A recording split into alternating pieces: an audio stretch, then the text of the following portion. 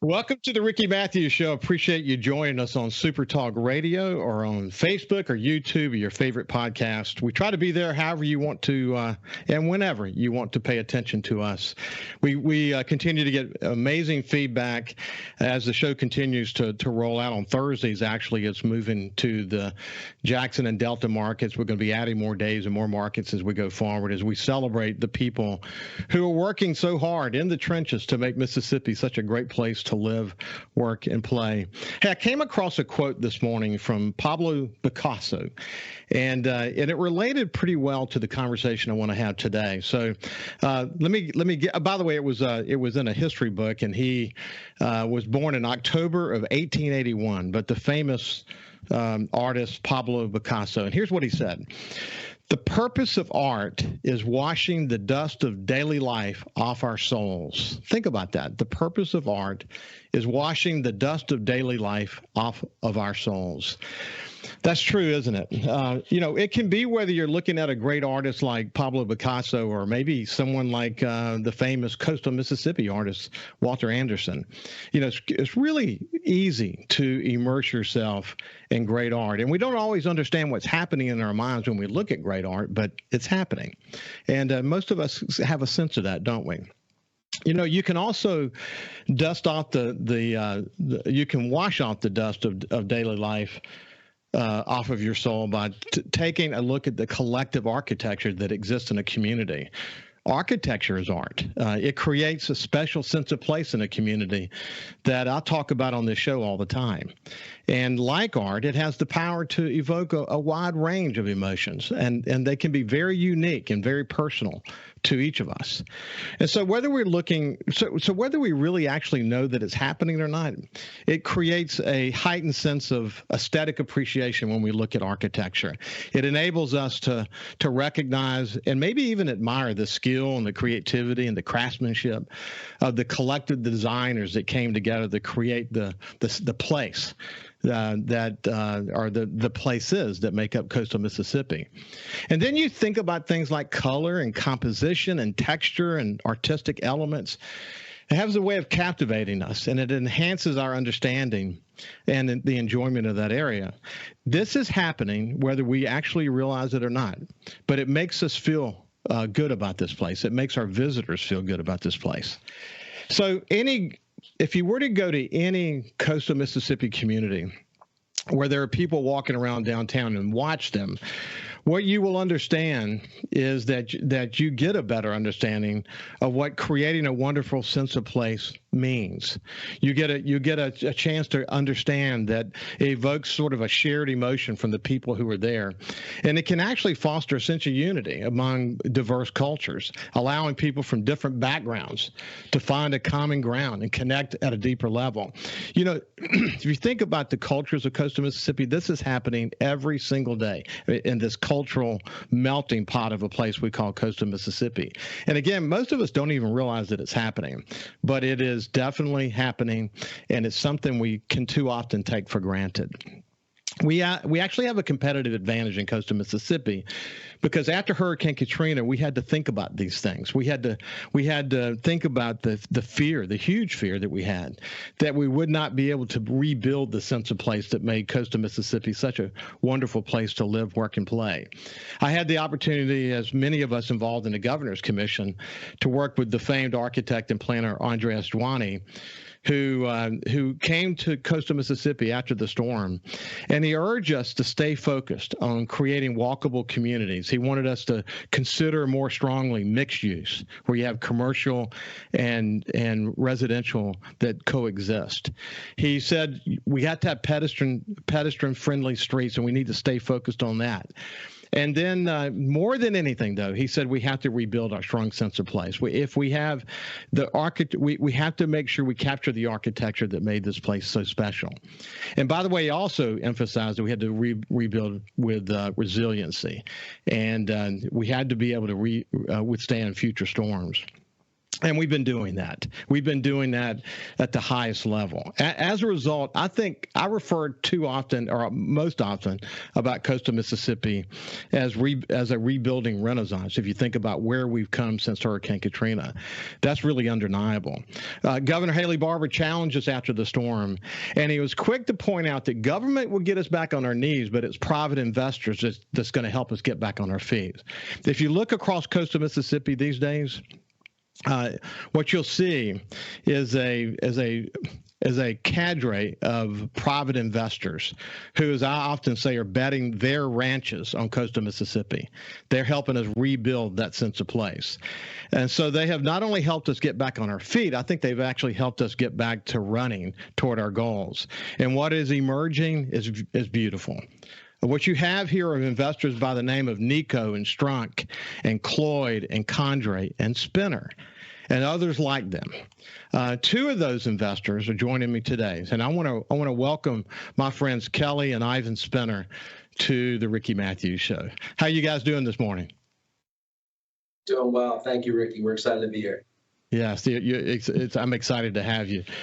You know, Ivan, I've seen various interviews, and Kelly, you as well, that you buy into what this collection of communities means to coastal Mississippi, that each with its own unique sense of place, and when you add it up, it creates this region, this economic engine for Mississippi called coastal Mississippi. Called coastal Mississippi. You buy into that lock, stock, and barrel, and wherever you're involved in development, you're really focused on contributing to that sense of place. Where did that come from? You know, so before Katrina happened, me and my wife were married, and we, used to come here and visit. And, after Katrina happened, it was just almost like devastating seeing all those beautiful antebellum homes and everything on the water destroyed. So after we moved here, a few years after Katrina, you saw these areas that were still kind of destitute. So for us to actually go into an area or, a specific spot on Pass Road and kind of change it and bring it back to the way it was or make it better, not only makes it better for my lives, but my kids' lives, but everyone else's. So, we're really big into taking something that doesn't look great and really trying to just make it look really, really nice. So we think we've done well. And, I appreciate all the other investors that are out there, like the Nicos and everyone else you said. It's important for all of us to get together and invest in our own community. Well, you bring an experience. Like I commuted to Miami weekly for over 2 years from here, and lived at the Marriott, Biscayne Bay Marriott, and next door at the Grand. You know that, and worked at the corporate headquarters for Knight Ridder. We owned the newspaper in Boca. Spent a lot of time in Boca. But when you get influenced by the various communities that make up that region, and you have those experiences, it has a way of sort of shaping your understanding of what it means to build a sense of place, and you've applied a lot of that. If it's just aesthetic beauty that you personally experienced, or whether it's something that you were involved with there, you've brought that kind of thinking to the work that you're doing here, haven't you? Yeah, what's funny is I had no idea. I've never been in the development or the real estate game until I moved here. So I was always in the insurance space. But when we moved here and we saw the opportunity, I believe the opportunity on the Gulf Coast, just price-wise and location and the beauty of it and how nice the people are. I think it's a gem that people don't know about. So when you have the opportunity to buy stuff at a much better value than you do in other areas like South Florida, which I'm from, it's just able to take that beauty that's from down there and the architecture and, the style, which is different than the South down here, and you kind of incorporate it together. I think it's building something special. I think a lot of our buildings are white and more of a modern, conservative kind of end of it. I think it's a little bit different, but I think people here are warming up to it, and that's the future. I think, these clean lines is really what people want, and want everything simple rather than ornate. Well, a good example of that is, of course, you built a new building. I think it's somewhere in the vicinity of 26,000 square feet, if I remember that right. And then the other buildings that you bought along that stretch of Pass Road in Gulfport that really needed to be renewed. And the buildings are white, and they sort of connect. You would have never thought that part of Pass Road that you would actually begin to view it as sort of a community in and of itself, but you did. You found a relationship between the buildings, and it feels right. Where did that come from? Yeah, so we were lucky enough. Me and Jeremy Jernigan is my partner in the original building. We bought that building and had the land next to it, and we kind of said, "Hey, this is an opportunity for you to move into your own facility. You own it, and then kind of grow." And we built that one, and then we decided to build the one next door. And one of our big things was synergy. We didn't want to just put in a vape store or something else. We wanted to bring each and every building to have a lot of synergy. So, like in the Hot Works building, you have Hot Works. A children's clothing store, and you have a day spa. So all those things, it's all about synergy. So, and I think that's what we've done in all of them. And Jernigan's spot right next to him is another medical provider, and that's kind of what we've done. And then again, the way it's designed and the renewal process that each of these buildings went through make them sort of related to one another beyond even who is actually in there as a tenant. Hey, when we come back on the other side, we'll find out where Kelly is from and hear from her. And we'll continue on and talk about some of the projects they're involved with, most recently the Bella in downtown Biloxi. What a terrific development that is. We'll see you after this break. Welcome back to the Ricky Matthews Show. I have my friends Kelly and Ivan Spinner with us today. And as I mentioned, they're part of a long list of developers who are literally betting the ranch on coastal Mississippi, making millions of dollars of investment to make this a better place to live, work, and play. And I've had many of them on the show: Joe Cloyd, the Nico brothers, the Condries. I look forward to having Strunk, who's doing some major work in Pascagoula as we speak. We'll actually get into their interpretation of what they see happening along coastal Mississippi. Kelly and Ivan actually met down in South Florida, but Kelly is from Biloxi. So, Kelly, tell me a little bit about yourself. I am from Biloxi, Mississippi. I was born and raised here. My mom has a huge Italian family. So straight out of college, I went to South Florida, met Ivan, and we had all three of our children there. But after years of coming here for holidays, and Ivan fell in love with it, and we both decided that this would be a great place to raise our children. So we moved down here, and we've been here for almost 15 years now, and have loved it. That's awesome. Ivan, I have a lot of conversations with people who are not originally from here. And when they talk about what they experienced once they got here and what ultimately drew, I had talked to one that had a big business in California, sold the business, moved here, has not looked back. They love it here. They love the people here. What's in the heart and soul of Mississippians is something that's a bit of a glue. You sort of experienced that, didn't you? Oh, no doubt. I mean, being from South Florida and coming here, it's just two different worlds. It's a real fast-paced world there. People don't realize how much South Florida is, but it's fast-paced. A lot of New Yorkers, people come down there. And, I was working every day from 7 in the morning till 7 at night wearing suit and ties. Being the ability to come here, wear shorts and T-shirts, wear jeans and it's a polo shirt. It's just nice. And the people here are just so friendly. And you have a lot of opportunity here. I mean, you have the ability to, jump on your boat, go to the islands, do a lot of things that you're just really not able to do in South Florida like you think you are. It's, I lived in Florida pretty much my entire life, and I never was a boat guy. And now I come here, and it's something I love and enjoy more than probably anything on the coast. Yeah, me too. And, to be honest, we didn't have enough places to be able to go on your boat for those of us who live on the water or those who launch our boats and enjoy coastal Mississippi.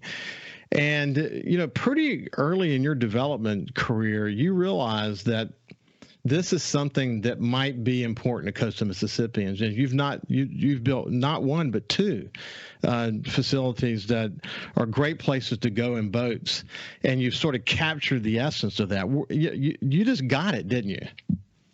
Yeah, you're going down to like South Florida or Destin or any of those places, you see so many people rolling up on their boat, and going to a restaurant, which is amazing. But not only that, but just being on the water, like, sitting outside, listening to live music, and just have the view of the water just makes everything common.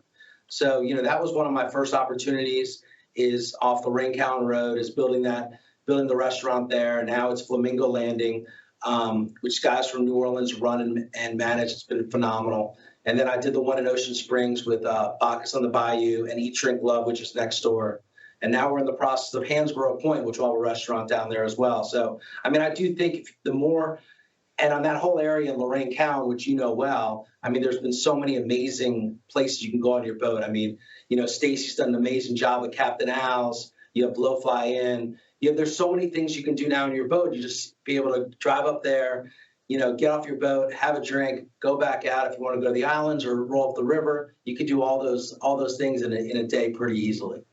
Well, you had a vision. You had a vision for this place in Hansborough that you built on the water there, and it's amazing to see it come out of the ground and come to fruition, isn't it?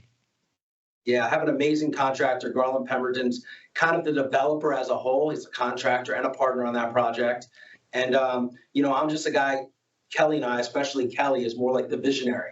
Kelly likes to look at the projects and decides everything. She pretty much all my projects I do, no matter if it's a house or a condo or even a restaurant or an office building, even this Gulf Coast Exotic, she pretty much does all the interior. So I pretty much have to get her blessing to say yes or no in one way or the other. Well, Kelly, is that what you did down in South Florida? No, I did not. I've just always had a passion for it. And, Ivan and I, when he, in a lot of his business ventures, he'll do something, he'll ask me my opinion, and I kind of just take over the role. Our brain gets going and I can't stop. So we've kind of just fallen into that with each other. And a lot of the things that we've kind of fallen into is things that we would like to do and experience ourselves. So, like the boat, that we love being on the water. And I was like, wouldn't it be wonderful if we could just stop and have a bite to eat, or, and everything that's like close to us. So that's how that had originated. And now here we are doing buildings and restaurants and Airbnbs. And we work well. Ivan has a lot of great vision as well. And we see a lot of the same visions, and he has a lot of input, but he is great once we take the reins. Yeah, well, actually, what we'll do in just a second, we'll get into the Bella and see how sort of that creative vision comes to fruition, which, it's a very unique place. But preceding that, you think about, Ivan, you began to recognize that short-term rentals were going to be part of the success story for coastal Mississippi. And it's something we should be open to. We got to be smart about how we implement it. But you see that being part of our future, don't you? Yeah, I think it's a part of everyone's future. I think with COVID, I think a lot of people realized you don't want to just be crammed up in a hotel. You want to have the ability that if you want to go with other families or your family and you want to enjoy your own pool or outdoor entertainment, you have the ability to do it. Short-term rentals are here to stay. Obviously you start seeing a lot more people and things slow down a little bit here and there, but it is obviously the future. People just want to have the ability to go to a certain place, pack up for a day, 2 days, 3 days, be able to stay at different venues. So I think it's a really important thing for the coast. And I think a lot of people don't realize is one of the good things about short-term rentals compared to a long-term rental is immediately if that rental or that thing is not well maintained. And typically, if you have a short-term rental, you're always going to maintain the grass, the exterior, the interior. So for neighbors and stuff, not really counting neighbors in a subdivision, but for neighbors on the beach and other areas like that, it benefits them rather than just having someone living there and worrying about if they're going to do their lawn or worry about their exterior. Typically, people with short-term rentals are going to want to keep them in great shape because it's all about the ratings. You need to have 5-star ratings to make people want to come back to your facility more than once. And the other thing is you have to sort of understand where the market is headed. The reality is that, let's just take my family, for example. We do a big family reunion down in Miramar Beach, adjacent to Destin every year. and we rent the same house every year, and it's a very large house, I think 10, 11 bedrooms, just a gigantic house. But we all stay in the same house, over 3 floors, and we enjoy it, and we have a great time together. We would never be able to accomplish that, obviously, if we went to a hotel. The hotel is right for certain situations, but that doesn't fit our need. But you think about just people in general when they go, a lot of people, just the market in general, they want to rent a house. So when they go into a community that they want to go on vacation in, they expect to have a good choices of houses to stay in. If we don't have a good choice of houses to stay in, we lose ultimately. So if you think about boutique hotels, the way those have emerged as part of the solution, larger hotels, the casino hotels, and then you add to that the short-term vacation rentals, that's what a vacation market should look like. And we should build that out. We should be focused on it. And, good investment's going to be made, because the other reality is that people who do short-term rentals have a very strong expectation for what they will get when they get there. And the amenities have to be there. The cleanliness has to be there. The upkeep has to be there. All these things kind of come together to create a vacation market. And you get that, don't you? Yeah, and there's no doubt. And what people don't understand as an owner of a lot of short-term rentals, and now the Bella, 40% of my business in short-term rentals are repeat customers. So the key is, it might take a year or 2 to get that short-term rental up and running, but if you're doing it right and care about customer service, those people are going to be coming back year after year after year, kind of like you're doing in the house. And same with Kelly and I, when we go to Destin, typically we'll rent the same house because we're happy. It's got 10, 11 bedrooms. You go with 3 or 4 families. And it's so amazing being out there, be able to eat together, go in the living room, play games, listen to music. It's just a completely different environment than staying in a hotel and meeting in a hotel lobby. I think the memories you get amongst the family and friends are much better in being in an atmosphere like that. That is for sure. So let me ask you a question. I know the concept of Bella, named after your daughter, evolved over some time, but I'm curious if the building came available and you developed the Bella, or you had the Bella vision and you found the building. We'll come back to that when we get on the other side as we continue our conversation with Kelly and Ivan Spinner. We'll see you after this. Welcome back to the Ricky Matthews Show. I have my friends Kelly and Ivan Spinner with us. And Ivan and Kelly, when you heard me talk about what Haley Barbour said after Hurricane Katrina, the government's going to help us get back on our knees, but it's private investment that's going to get us back on our feet again. And you think about the Nikos and the Strunks and the Chloes and the Condries and a long list of others, including yourselves. That could not be more true, though. I mean, the investors don't just bring money, but they bring vision, and they bring how their project's going to connect. And, man, usually they're going into cities that have a very strong expectation for what they want to see. So it takes a partnership, doesn't it? But it all fits together, and the role that private investment plays in creating a sense of place is huge, isn't it?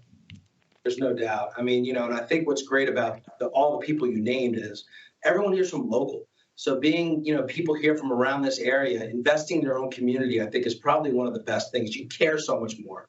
So, that's my big pitch to everybody that lives around here. You have a lot of big names, a lot of people from our coast, but invest in your own, where you live. I think doing something like that only makes our whole area so much better. So don't worry about areas you might want to invest in, in another state or another massive city. Look to really invest your dollars here. I mean, I believe this is the best opportunity.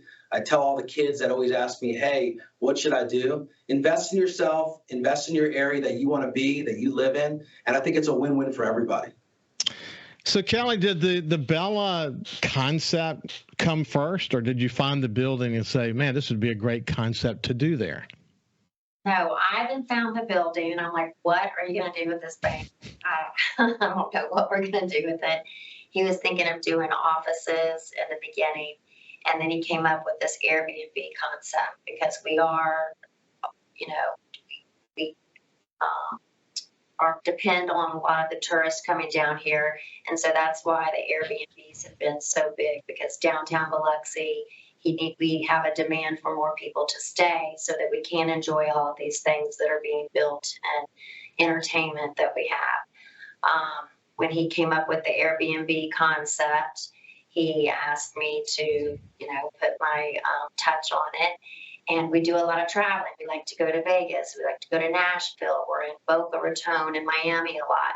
So when we do these traveling, we go to a lot of places, and I'm on Instagram continuously and follow these places to see a lot of the new design that they have, what's new, what's hot, what kind of vibe it has.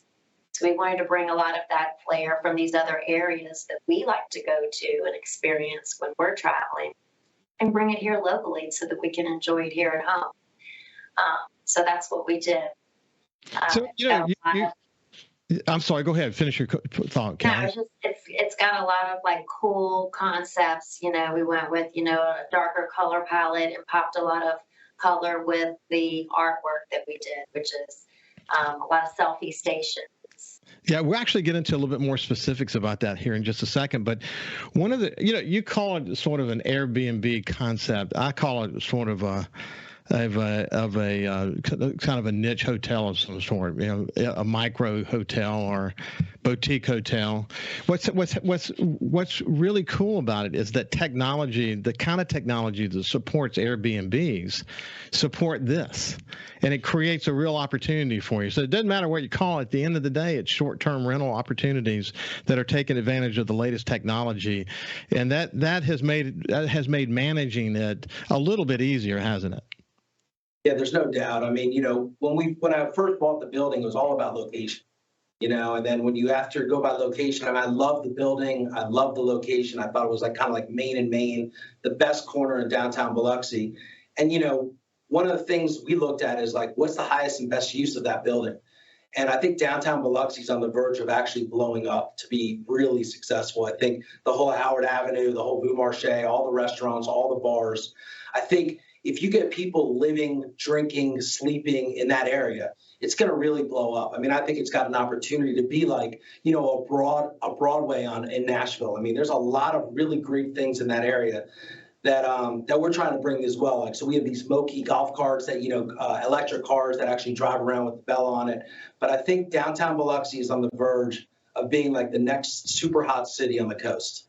Hey, listen, I can't agree more. I talk about it all the time. And you've got a mayor who gets it, and you've got a city that's really motivated to try to bring it all together. But if you think about Biloxi, just in terms of first of all, historically, just a great place. I mean, just the way the buildings sort of fit together there, the old street corridor and the walkable community, all that is the way it used to be, and we're just wanting to bring that back. But then when you think about the proximity to the casinos and the number of people that are going to the casinos, and they are a feeder of people into these areas, add to that the Ground Zero Blues Club, and I mean the list just goes on and on. But when you add mixed use to it, the fact that people live downtown, not just temporarily but permanently live downtown, that brings life to a city, and that's a scenario where all the pieces are sort of working together to create a vibe that is going to be very unique to Biloxi and create for Biloxi its unique sense of place. That's going to, it will stand out. It'll stand out with Bay St. Louis and Ocean Springs and the other communities in a very unique way, and you got that. But I tell you, the other thing you understood is that there were other investors there betting their ranches on that vision too, weren't there? Yeah, there's no doubt. I mean, I'm really tight with a lot of the other investors, the guys that you named. So we brainstorm a lot. I mean, I even had Ted over there looking at a property I was looking. He's got a lot of visionary concepts that I like to see, like what he's done in Ocean Springs. And I'm really close with the Nico. So, I mean, I talked to Jordan quite a bit. So just those guys, hearing them, I think we all support each other. We might build different projects, but we all want each other to do well. And I think that's one of the differences. There's no competition. If we all can build in that area and make it more successful, it's a win for everybody. So I think that's one of the special things, especially about the South, is a lot of people that are rooting for each other. And we want to see this place grow. We want to see it successful. Well, as I said earlier, the role that architecture is art. It plays a big role. And when you think about that building, this bank building that had been there over all those years, And suddenly you're going to take this building and completely convert it, make something completely different from it. That takes vision. That takes, architectural vision. As that thing sort of unfolded on paper, did you get super excited about the possibilities? Yeah, I think we got excited. I think we got nervous as well. Like, hey, how is this going to work? Luckily the building looks a lot older than it is. So it looks like it's very historic, but it's a very well done building, very, very well made. So we had good bones for the building. But one of the things we did want to incorporate was a restaurant. So we have the Brew Paddle, which is an amazing restaurant. I recommend everyone going there. But we wanted to incorporate, something that people can go there, have a coffee, eat breakfast, eat lunch, go enjoy themselves, eat outside, eat inside. Also give everyone balconies. So, we added all those balconies up top. So every one of our rooms either have a balcony or a little like a patio area. So like during Mardi Gras, I mean, literally you're on Main and Main. It's a double crossing route for the parades. So we believe like those kind of experiences, if you're on the first floor or the second floor, you're going to experience almost like a New Orleans type hotel with those balconies and that atmosphere. So we think it's going to be really exciting, especially coming, through Mardi Gras season and going forward over the years to come. Hey, let me emphasize something that you said for people so they can truly appreciate what it is. This point about being nervous and the fact that it's a more modern building. If you go to the east of you, those buildings there, and conversations I've had with developers there, they literally described it as an archaeological dig. Layers and layers and layers of years of walls, and you don't know what, and the costs are just out of sight costly. But that's what it takes when you have a historic district and you're trying to rebuild some of that. You fortunately did not have to deal with a lot of that, and I bet you counted your lucky stars on that one. Yeah, I mean, we didn't have to nearly deal as much as like people like the Bark Building or Jordan did with Josette's.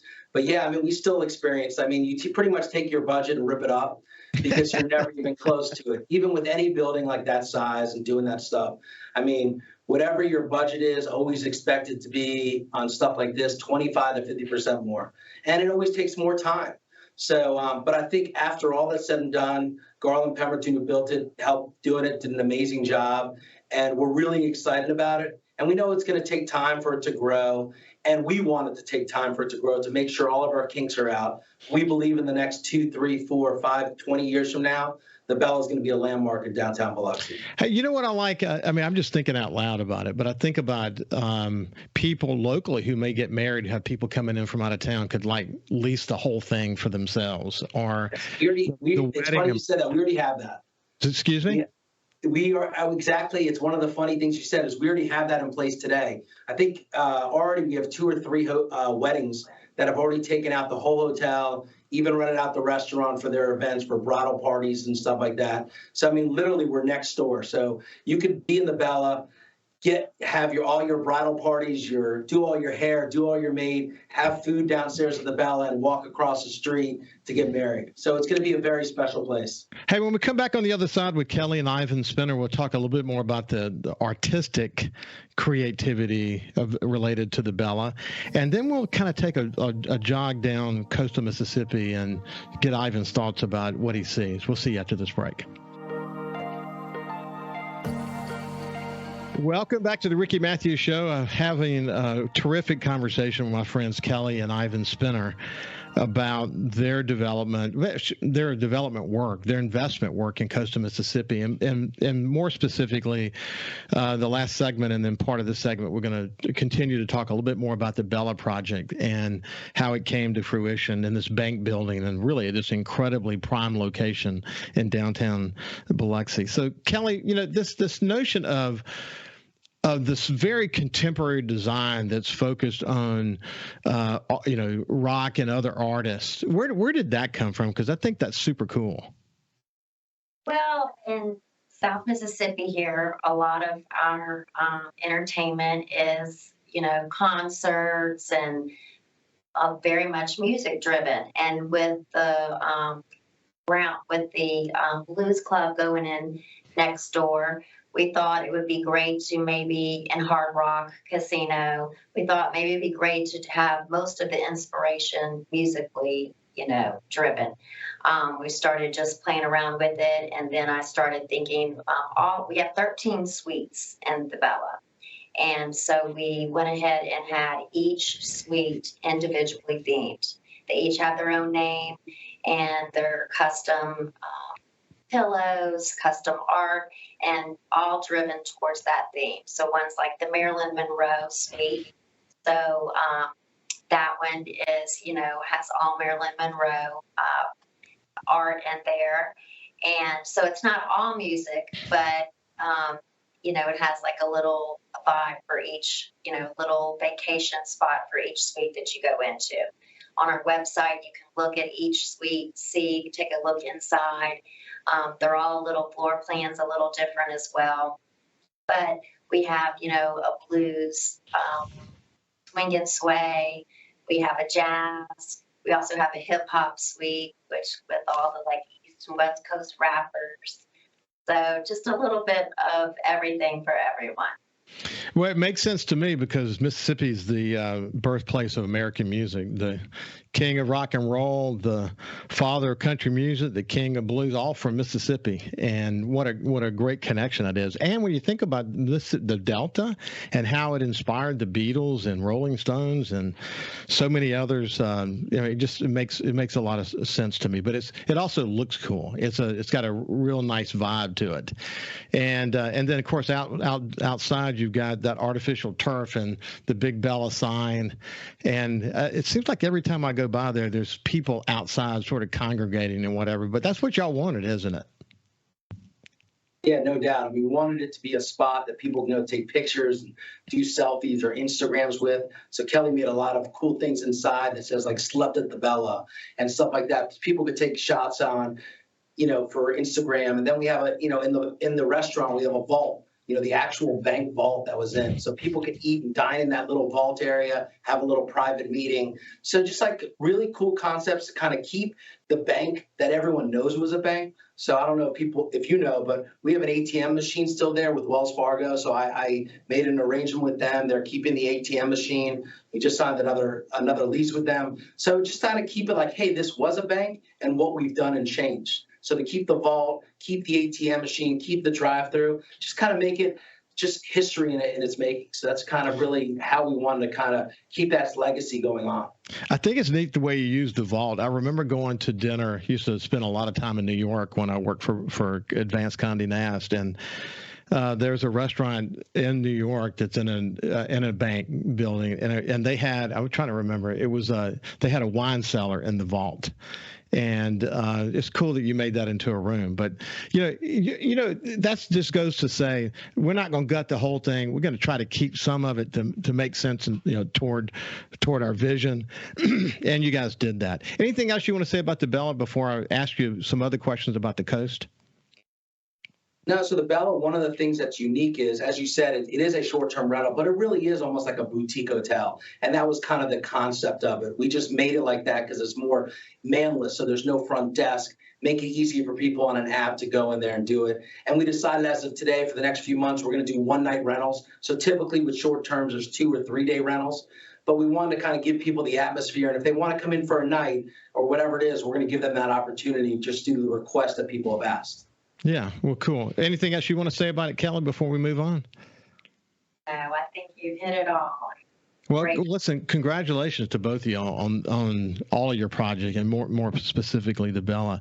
So, Ivan, when you think about this beautiful river city and Moss Point and what Mayor Knight is doing in this historic sort of comeback of Pascagoula and what's happening in Ocean Springs and Goshen. I mean, I could just take you down. They're cool. Waveland was wiped off the face of the earth, and Waveland's starting to come back. Bay St. Louis has come back and, on a dramatic level. When you go across the coast, do you feel this collection of communities that are coming back in such a cool way that's going to help coastal Mississippi succeed? We have less than a minute. Yeah, I mean, I believe from one side of the coast to the other side of the coast, it's going to be massive. I believe what Bay St. Louis did, I think that's the opportunities that Ocean Spring, that Biloxi can do. But I also believe Moss Point. I've met with the mayor. I think that area is beautiful. When you go out there and see it, it's like second to none. People just don't know about it, don't see it, but it's an amazing, it's like a portrait looking out of that water.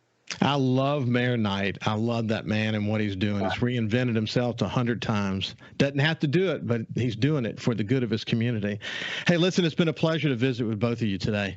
And congratulations. Look forward to having another visit in the future.